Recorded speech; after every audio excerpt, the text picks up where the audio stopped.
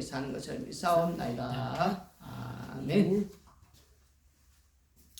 오늘은 민수기 9장 9절에서 14절까지 보겠습니다. 민수기 9장 9절에서 14절까지 됩니다. 9절에서 14절.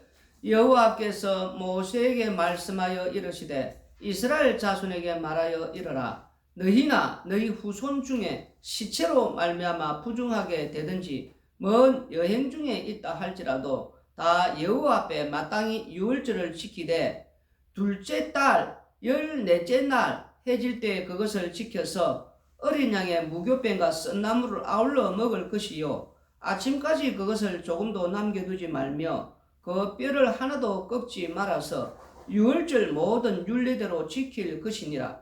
그러나 사람이 정결하기도 하고 여행 중에도 있지 아니하면서 유월절을 지키지 아니하는 자는 그 백성 중에서 끊어지리니 이런 사람은 그 정한 기일에 여호와께 헌물을 드리지 아니하였은즉 그의 죄를 담당할지며 만일 타국인이 너희 중에 거류하여 여호와 앞에 유월절을 지키고자 하면 유월절 율례대로 그 규례를 따라서 행할지니 거류민에게나 본토인에게나 그 율례는 동일할 것이니라. 아멘.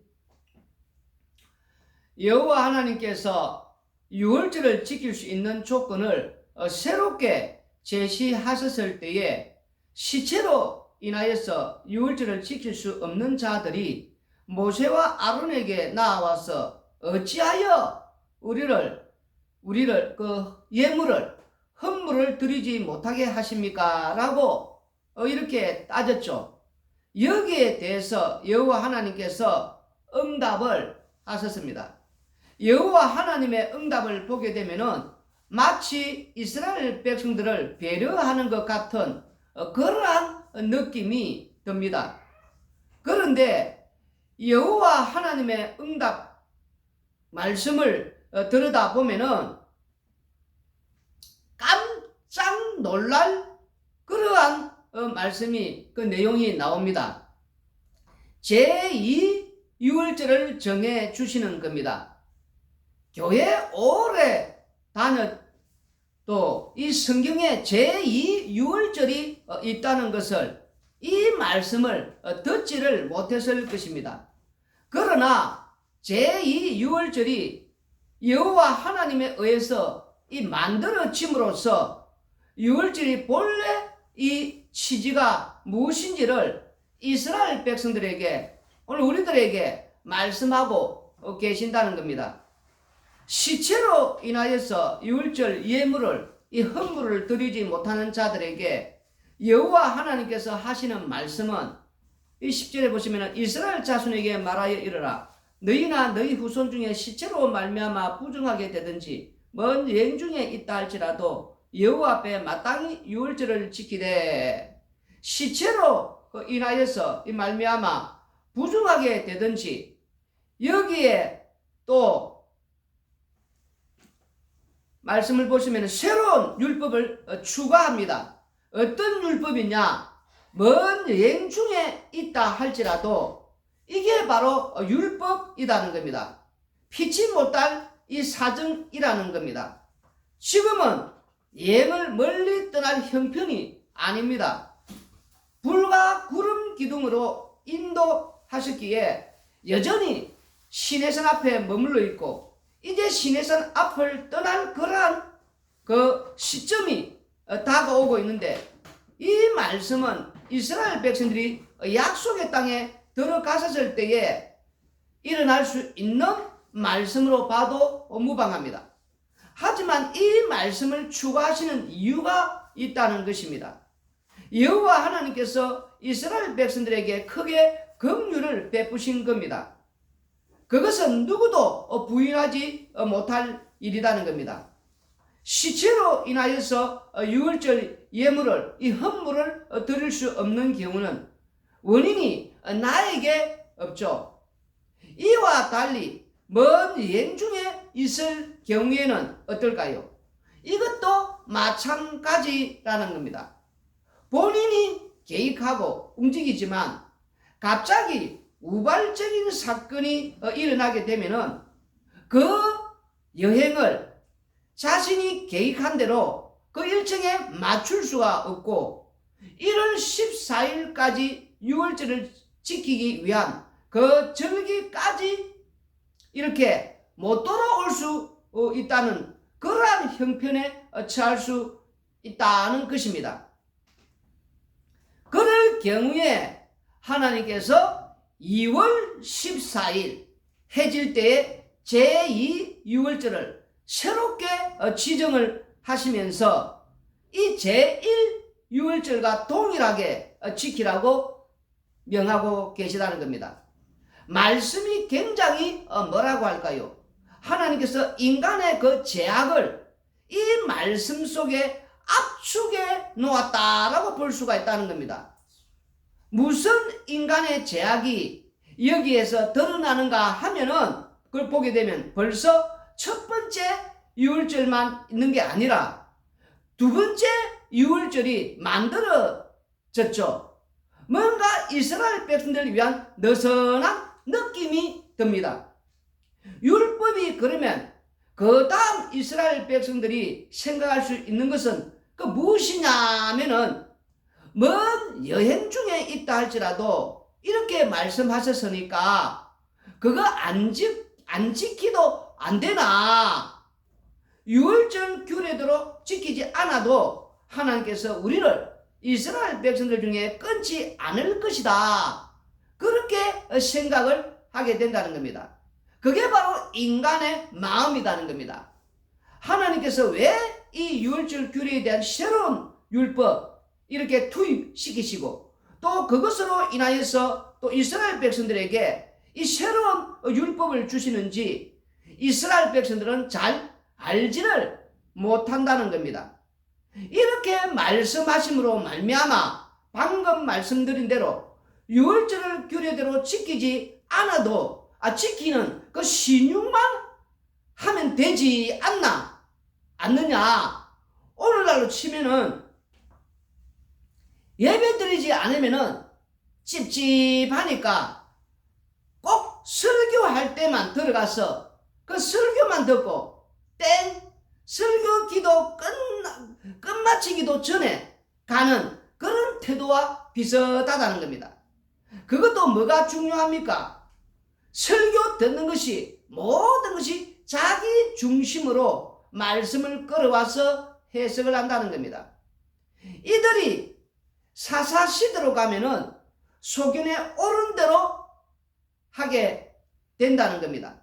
하나님께서 유월절 이 시체로 가까이 한 자는 지키지 못한다 하셨으면 나답과 아비후처럼 죽여버렸으면은 그러한 마음 조금 줄어들지 모르지만 시간은 좀 늘어날지 몰라도 금세 인간은 다시 제자리로 돌아오게 되어 있다는 겁니다.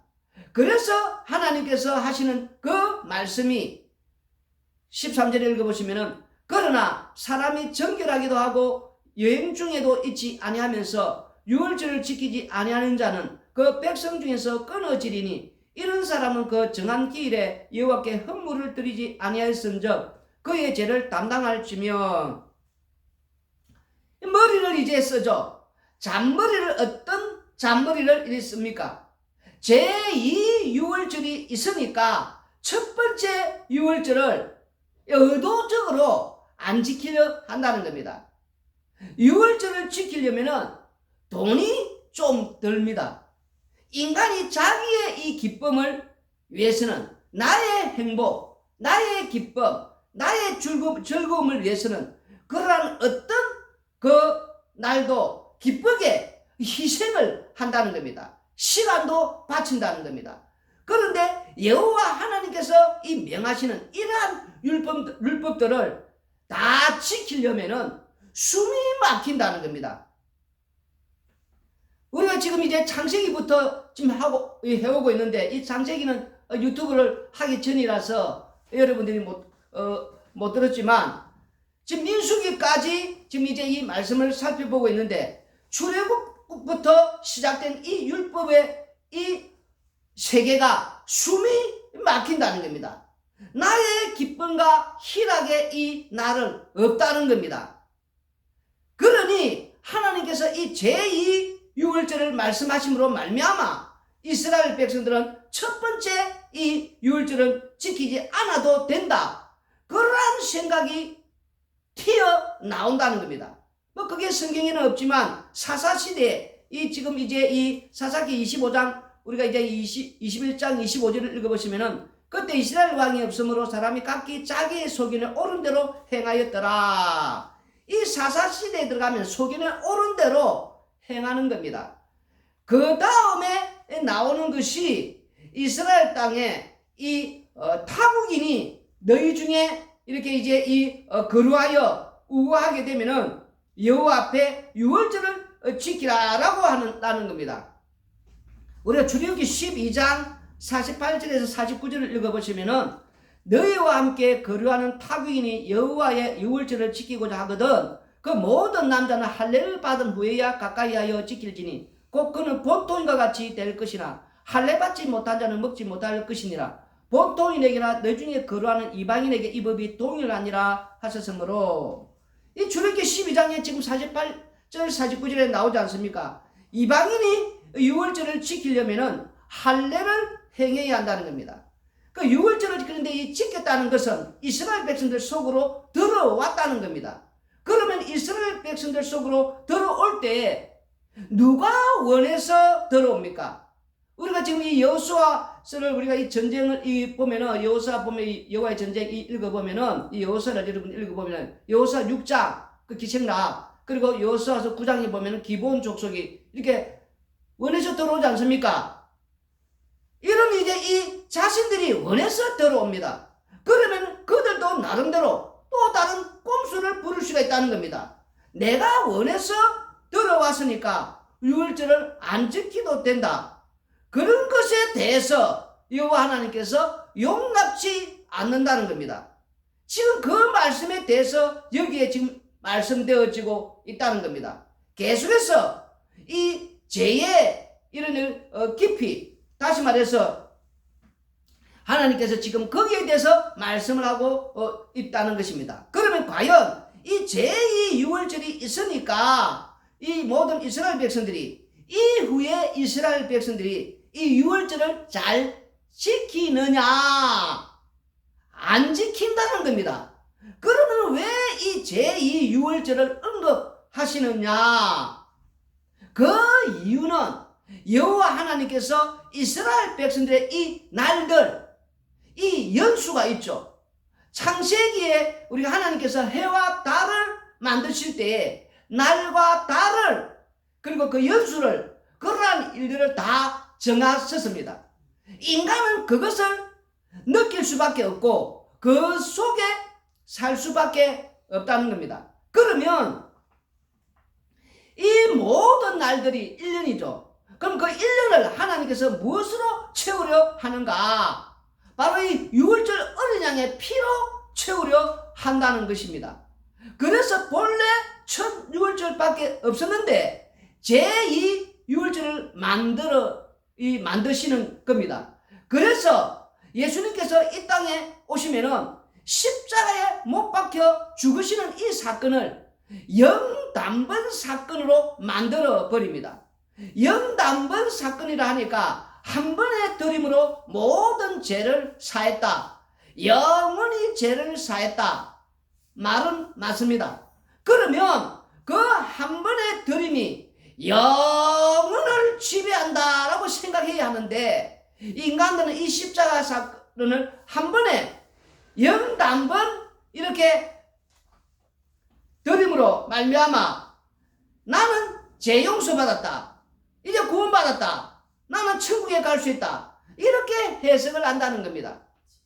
이렇게 해석하는 것이 구약과 전혀 안 맞는다는 겁니다. 이게 무슨 말씀이냐? 우리가 이 베드로전서 1장 10절에서 11절, 베드로전서 1장 10절에서 11절 읽어보시면은 베드로전서 1장 10절 11절 이 구원에 대하여는 너희에게 임할 은혜를 예언하던 선지자들이 연구하고 부지런히 살펴서 자기 속에 계신 그리스도의 영이 그 받으실 고난과 구원받을 영광을 미리 정하여 누구를 또는 어떠한 데를 지시하는지 상고하니라. 자기 11절에 자기 속에 계신 그리스도의 영이 지금 이제 이 구약 이제 이 성경에 나오시는 이 모든 말씀들 우리가 모세오경부터 뭐 선지서 시편 이 나오지 않습니까? 쭉 나오는 이 기록한 이 선지자들 그리스도의 영을 받아서 십자가의 영을 받아서 지금 이제 이 기록했다고 나오지 않습니까? 그러면은 이 구약을 읽을 때에 우리가 지금 이게 중요하다는 겁니다. 지금 이런 걸 빼놓고 구약을 자꾸 무시하고 이 구약을 지금 이제 이렇게 필요 없는 것들은 그렇게 말한다는 게 지금 분명히 베드로전서 1장 10절 11절에 이 선지자들이 그리스도의 영을 받은 자들이 기록을 했다. 십자가의 영을 받기 때문에 그리스도의 받은 그 고난과 미리 이런 것도 지금 나오지 않습니까? 그러면 그게 지금 다 들어있다는 거예요. 구약 성경에 구약 그 말씀에 이걸 우리가 놓치면 안 된다는 거예요. 지금 그러면 바로 이 성령을 받은 우리들이 오늘날 우리도 그리스도의 영 십자가의 영을 받은 우리들이 이 구약을 보게 되면은 그리스도의 영을 받은 이 선자들이 구약을 성경을 썼기 때문에 기록을 했기 때문에 역시 우리도 이 십자가 사건이 어떤 식으로 이스라엘 백성들 가운데 퍼져나가는지 그 구약을 통해서 볼 수가 있어야 된다는 것입니다. 그 구약 성경을 보면서 이러한 것을 우리가 지금 이제 놓치면 안 된다는 거예요, 지금. 그런데 이 구약 성경 우습게 여긴다는 게 지금 제2 유월절이 있다는 것은 한마디로 말해서 앞으로 이 우리가 볼 때에 계속해서 우리가 1년을 봐야 되죠. 이 유월절 어린 양의 피를 이렇게 다 덮이는 지금 이 채우려는 이게 지금 다 담겼으니까 제2 유월절을 지금 만들었다는 것은 제3, 제4 계속 이런 유월절이 있다는 것이고 그것이 쭉 이렇게 오면서 결국 그걸 채워지지 않습니까? 그 채워지면서 결국 무엇입니까? 예수님에 의해서 이걸 다 완성되는 다 이렇게 우리가 지금 이제 이 말씀 속에 이 담겨 있다는 거예요, 지금. 그래서 1년 365일이 유월절 어린 양의 피가 뿌려지는 그런 날들이 된다는 거입니다, 지금. 그리고 그 피가 증거되는 날들이고, 그리고 그 시간이라는 겁니다. 아니, 시간뿐만 아니라 그 공간조차도 그 피를 증가하는 공간이 된다는 겁니다, 지금. 물론 이 십자가 사건이 시간과 공간을 완전히 삼켜버립니다. 무슨 말이냐면은 지금 이 십자가 사건을 통해서 쭉 구약 성경을 보면서 이 십자가 사건을 이렇게 완전히 어린 양의 피를 뜯듯이 십자가 사건 자체가 지금 우리가 살고 이 시간과 공간 이 전체 완전히 덮어버렸다는 거예요, 지금. 그럼 그 십자가 사건 그 시간과 공간 속에서 지금 우리가 살고 있다는 거예요, 지금. 그러니까 십자가 사건 공간 속에서 이 시간과 사니까 십자가의 이 유월절 어린 양 피, 십자가 피로 덮여있는 쌍이다 말입니다. 그 십자가가 지금 이게 그 안에 있는 십자가 사건이 나와야 되는 거예요, 지금. 그런데 십자가를 자꾸 이렇게 날려버리려고 십자가를 지금 이제 없애려고 제가 하는 그런 이제 지금 이 교회들 오늘날 교회들 아닙니까 모양이. 그래서 물론 이제 이 십자가 사건이 시간과 공간을 삼켜버리기에 성경에서는 그럼 무슨 말하느냐. 요한계시록 11장 7절 8절을 읽어보시면은 요한계시록 우리가 지금 이제 11장 요한계시록 11장 7절 8절 그들이 그 정언을 마칠 때 무주갱으로부터 올라오는 짐승이 그들과 더불어 전쟁을 일으켜 그들을 이기고 그들을 죽일 터인즉 그들의 시체가 큰 성길에 있으리니 그 성은 영적으로 하면 소돔이라고도 하고 애굽이라고도 하니 곧 그들의 주께서 십자가에 못 박히신 곳이라. 성령을 받은 자들이 증거하는 그 자리가 스데반 지사님의 그 돌아가신 그 자리가 그 사도 그 야고보가 죽은 자리가 이 사도 야고보가 사도행전 우리가 읽어보시면은 아주 참 사도행전 우리가 이제 이 12장 1절 2절 보면은 그때 헤롯 왕이 손을 들어 교회 중에서 몇 사람을 헤아려 하여 요한의 형제 야고보를 칼로 죽이니 이 지금 이 야고보 이 사도가 참 이렇게 의없이 지금 이렇게 죽는 것도 우리가 나오지 않습니까? 이런 사도 야고보가 죽은 그 자리가 바로 그 십자가에 못 박히신 그 곳이고 십자가에 죽으신 우리 예수님이 죽으신 그 현장이라는 겁니다. 그 현장. 다시 말해서 장소도 지정하고 있다는 것입니다. 그래서 이 십자가의 사건의 그 현장이 온 땅으로 확산이 된다는 것을 의미해주고 있다는 것입니다. 물론 그래서 지금 예수님께서 너희가 성령을 받게 되면은 땅 끝까지 이르러 내 증인이 되리라 사도행전 1장 8절에 말씀하지 않았습니까? 바로 이들이 두 증인이라는 겁니다. 그 두 증인이 주님을 증거했고 주님께서 또 두 증인을 보내셨다는 겁니다. 물론 이제 이 요한계시록 11장 7절 8절에 나오는 말씀은 모세와 엘리야를 말씀하지만 우리가 이제 2절에 보시면은 여기 42달 동안 그리고 3절에 보면 1260일 예언 그리고 이 두 촛대 그리고 11장 이후에 나오는 이 사흘 반 동안 이 시체를 이렇게 장사하지 못하게 하는 거 그리고 이제 이 11절에 보면 3일 반 후에 하나님께서 생기가 그들 중에 들어가면 그들이 발로 일어났으니 구경하는 자들이 크게 두려워하는 이런 전체적인 얘기가 우리가 이 전체 하나님께서 7일 동안 이 천지를 창조할 때 앞에 구약의 3일 반 구약의 우리 십자가를 중심해서 3년 반 그 성도들의 삶, 성도들이 땅에서 십자가의 증인하는 구약 성도 그리고 3년 우리 신약의 성도 이 3년 반 동안 십자가의 증인으로서 살 때에 죽은 후에 우리가 이 다시 이렇게 부활해서 올라가 이런 모든 것들이 여기 지금 담겼단 말입니다. 두 증인이 십자가 사건 속에서 십자가를 증거하는 그 세상 어디에서 어떻게 우리가 그 십자가를 증거하는 그 현장이 바로 십자가의 죽으신 십자가 사건이 일어난 현장이 된단 말입니다. 그래서 십자가 사건은 온 세상을 이렇게 뒤덮은 십자가의 피로 뒤덮인 시간과 공간을 완전히 삼켜버린 그런 현장이 된다는 거예요. 지금 그 말씀이 여기에 지금 담겨있다는 겁니다. 그래서 성령을 주셔서 보낸 자들이 가는 곳마다 무엇을? 십자가를 자랑하게 된다는 겁니다. 그 십자가를 자랑하는 자가 그러면 어떻습니까? 자신에게 나오는 내가 무엇을 했고 이것을 했고 지금 이런 행위를 내세우지를 않는다는 거예요. 지금 결코 행위를 자랑하지 않고 오직 십자가만 자랑하게 된다는 겁니다. 그리고 우리가 사도행전을 보면은 사람들이 무엇 때문에 화를 막 이렇게 냅니까? 바로 그 십자가 때문에 화를 낸다는 거예요. 지금 왜 십자가 지신 그 예수님이 심판주다 이렇게 이제 그 말씀을 우리가 이렇게 하게 되니까 짜증이 난다는 거예요. 짜증이 십자가 지신 예수님이 다시 말해서 십자가 지시고 죽으시고 부활하시고 성천하셔서 인자가 되셔서 요한복음 5장 22절 27절 보시면 심판주의 권한 이 심판하는 권한을 근세를 받았단 말입니다. 그 심판주가 돼서 이 심판주라는 것은 천국 보낼 자 천국 보내고 지옥 보낼 자 지옥 보낸다는 거예요. 그 심판주가 그렇게 한다는 거예요. 지금 그러니까 이제 이들이 짜증이 나고 화가 난다는 겁니다. 어떤 자들이 바로 그 행위주의자들이 그래서 어떤 행위로도 구원을 얻을 수 없다라는 것을 말씀하고 있다는 거예요. 지금 뭘 해도 자신들은 외식하는 자로 드러난다는 겁니다. 그런데 이 말을 못 알아듣는다는 거예요. 지금 그러니 십자가를 싫어할 수밖에 없다는 것입니다. 그 사도 바울이 예수님이 찾아오기 전에 그 예수 믿는 자들을 핍박을 얼마나 많이 했습니까? 사도행전 9장 4절에서 우리가 5절 읽어보시면은 사도행전 9장 4절에서 5절 땅에 엎드러져 들음에 소리가 있어 이르시되 사울아 사울아 내가 어찌하여 나를 박해하느냐 하시거늘 대답하되 주여 누구시니까 이르시되 나는 내가 박해하는 예수라. 여기 주님께서 이 사도 바울에게 너는 어찌하여 나를 핍박하느냐 박해하느냐 이 놀라운 말씀이지요. 근데 사도 바울에게 있어서는 이제 그렇지 않습니까?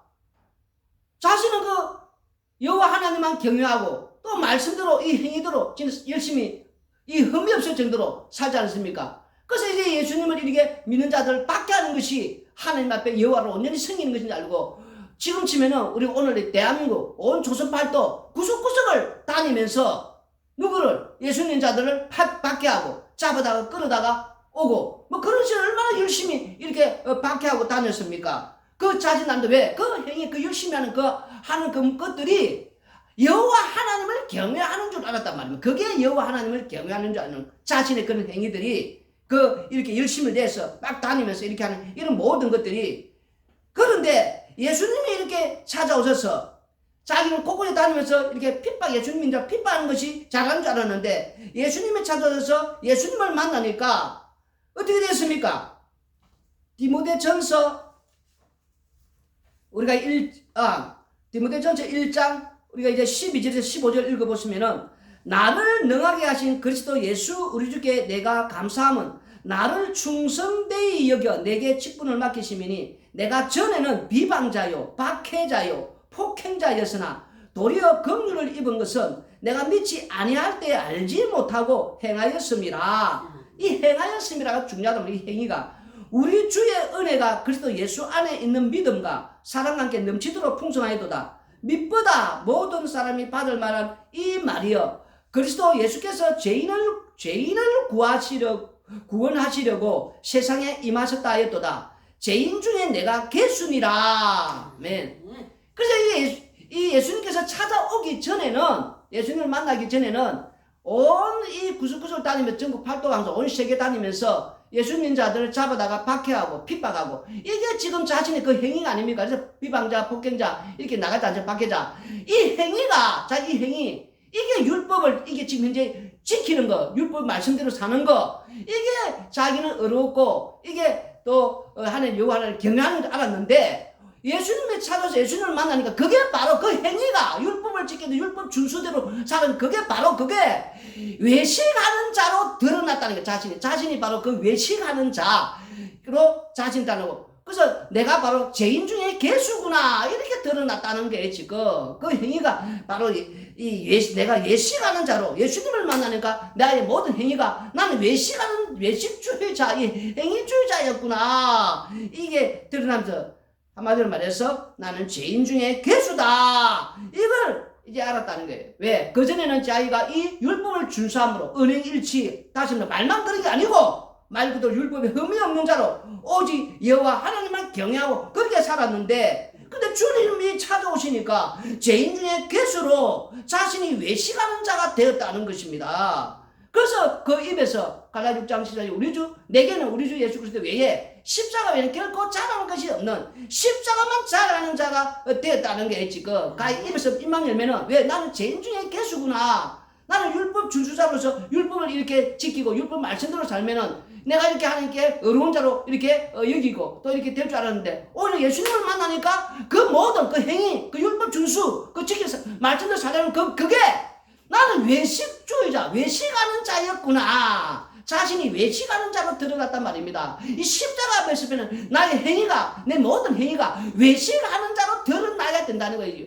죄인 중에 괴수로 드러나는 이게 바로 그 십자가만 자랑하게 되는 이게 바로 성령 받은 성도의 모습이라는 겁니다. 지금 이게 그래서 주님께서 우리에게 성령을 주신 이유가 사도행 1장 8절에 예루살렘과 유대와 사마리아 땅끝까지 이르러 내 정인이 되리라 주님의 정인을 삼기 위해서 이렇게 불러내서 구원했다는 겁니다. 그럼 주님의 또 정인이라 하니까 그 또 사람들은 또 그 정인이 무엇이냐? 그 예수님을 닮은 온유하고 성품이 뭐 부드럽고 뭐 이렇게 하도 이렇게 불쑥불쑥 내지도 않고 뭔가 이렇게 좀 온유한 그러한 인품 뭐 그게 또 예수님의 또 이런 십자가의 또 정인처럼 뭐 또 그렇게 말한다는 거예요 지금.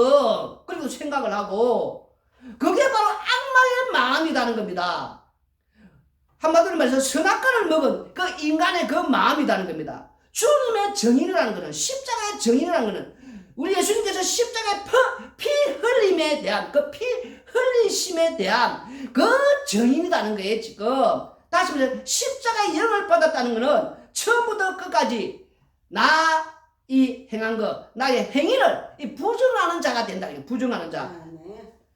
목숨을 자신의 그 목숨을 내어준다 할지라도 그 자체를 부인하는 그 부정하는 자가 된다는 게 지금 왜 10편 51편 5절에 우리는 이 제 덩어리를 엄마가 못해서 품고 있다가 제 덩어리를 밖으로 이렇게 내놓으니까 내 몸에서 나오는 거 전부 죄밖에 없는 그래서 나 행한 거는 죄뿐입니다.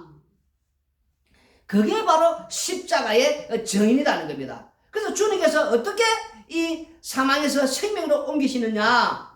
골로새 1장 우리가 이제 이 13절 14절 읽어보시면은 그가 우리를 흑암의 근세에서 건져내사 그의 사랑의 아들의 나라로 옮기셨으니 이렇게 사망에서 생명으로 옮기는 거 우리 예수님께서 십자가에서 죽으시고 이렇게 부활하시고 그리고 승천하셔서 에베소 1장 4절에 창세전 그리스도 안에서 택함을 받은 자들에게 자기 백성에게 성령을 부어주심으로 말미암아 그 성령을 통해서 성령 받은 자들이 죄가 무엇인가 알고 의가 무엇인가 어느 예수님밖에 없고 심판주 이 심판주 예수님이 심판주다는 거 이 성령을 통해서 이걸 알게 되니까 자신이 이 사망에서 이제 생명을 옮기는 그 은혜를 이렇게 입어. 그래서 그 사망에서 생명을 옮긴 그걸 어떻게 하셨는지 그리고 심판주는 어떻게 되었었는지 이런 것들을 그거를 하나하나 증거하는. 그래서 이제 14절에 그 아들 안에서 우리가 속량고 제사함을 얻었도다. 이제 이 제 용서를 받아 제사를 받아서 의로운 이제 자가 되는 그 예수님 안에 십자가 안에 있는 하나님의 백성으로 사는 이걸 증거하는 자가 십자가의 이 정인이라는 거예요. 십자가의 정인. 그걸 증거하는 자 또 다른 말하면 성도다라는 겁니다. 지금. 그래서 우리들에게 성령을 주셨다라는 겁니다. 무엇을 위해? 십자가의 피만 자랑하기 위해서.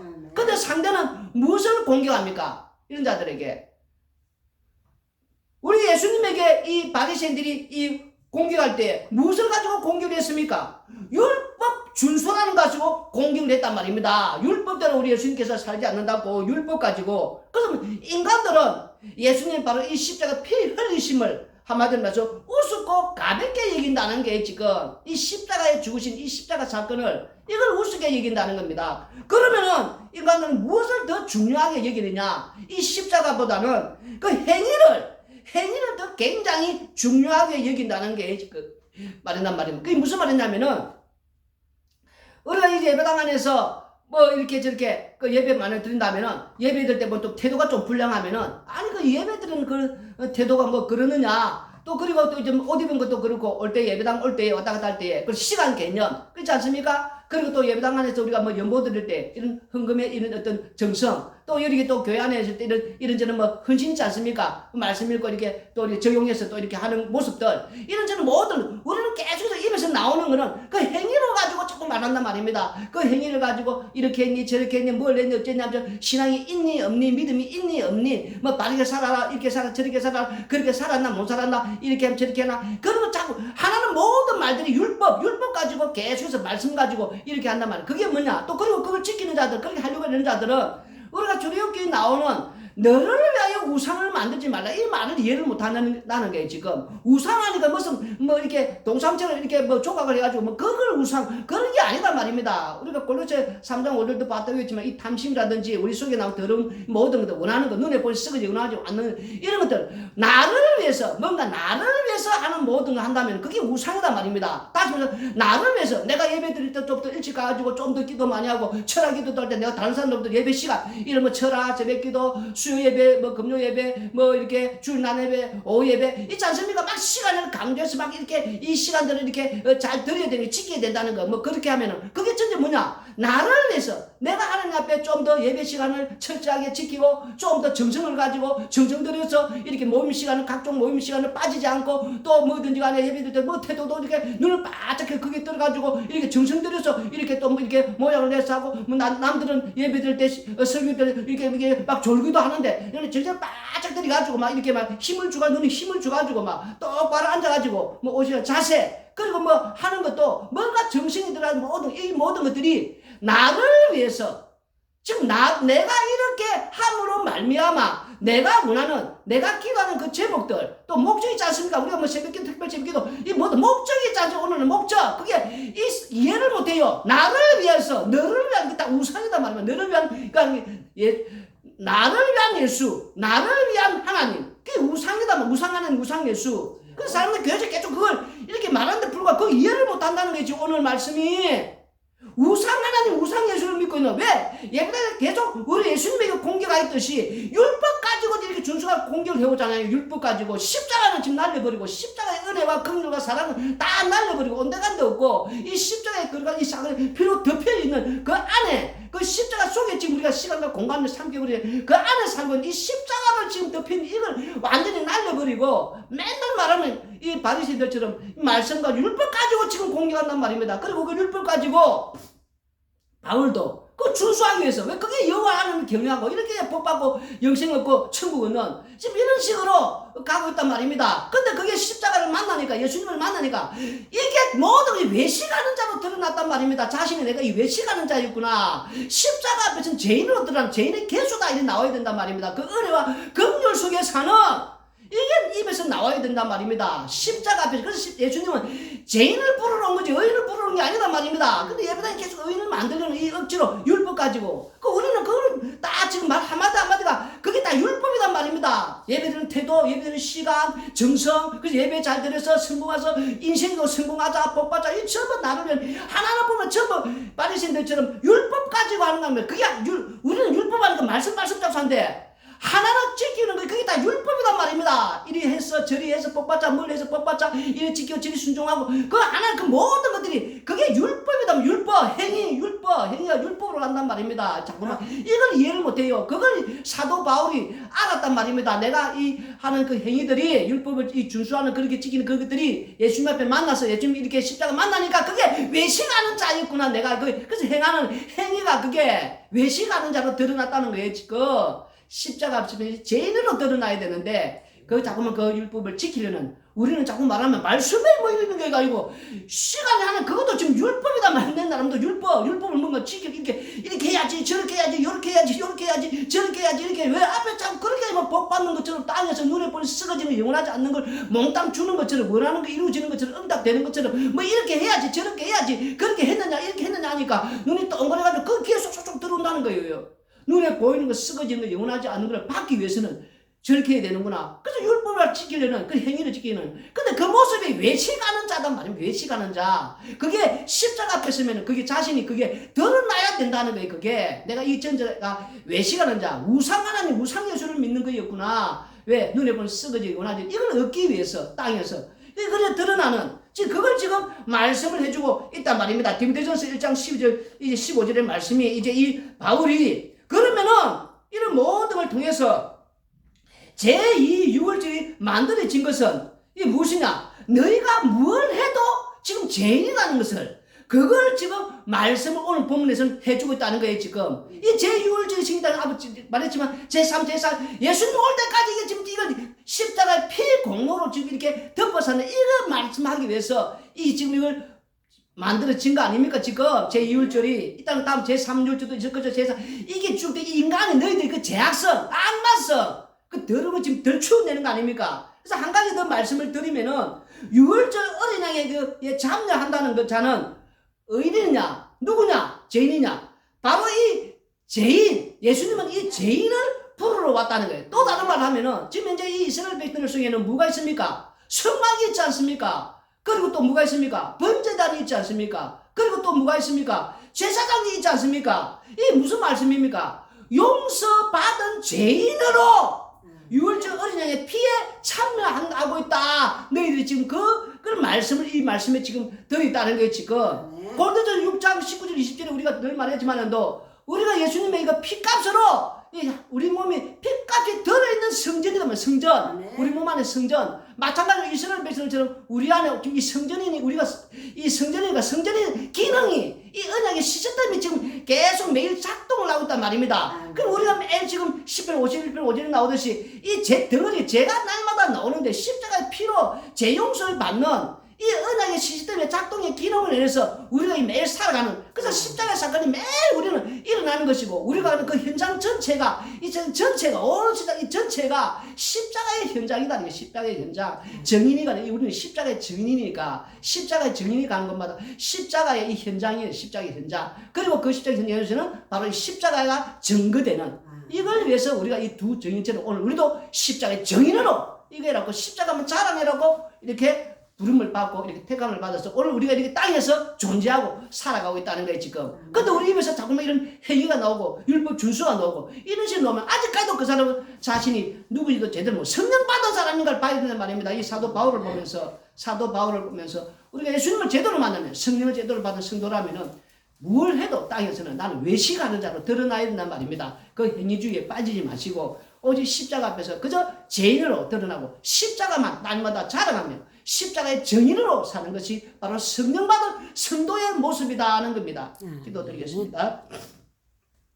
고마우신 아버지 하나님, 땅에 사는 날 동안에 우리는 너무나 눈에 보이는 것, 썩어지는 것이 원하지 않는 것에 우리는 이제 참 그걸 얻고 싶어서 또 그리고 내 몸뚱아리, 이 내 몸이 어떻게든지 아버지 좀 편안하게, 이 몸이 좀 어떻게 편하게 살 수 없을까? 그래서 행복을 원하고 또 이렇게 아버지 좀 더 나은, 보다 나은 그런 또 질 좋은 그 여유로운 그또 삶을 원하니까 계속해서 율법에 아버지 이렇게 얽매여서 어떻게 하면은 이렇게 하면 될까, 저렇게 하면 될까, 또 이렇게 하면 뭔가 얻어낼까, 계속 그 말에 현혹되고 미혹되어 그 바리새인들처럼 그 율법 준수에 또 이렇게 그 말에 기가 쏠쏠거려가지고 우리는 아버지 그 모든 것들이 나를 위한 것이고 또 나를 위한 것 자체가 외식하는 자라는 것, 이게 아버지 십자가를 만나면은 이게 드러나고 내가 그런 사람이었구나 깨닫고 십자가 앞에서 그저 죄인으로 이 죄인으로 드러나야만이 아버지 그 앞에 내 행하는 모든 것을 이 자체가 이게 뭘 해도 이게 죄구나 이렇게 듣고 고백하면, 그러나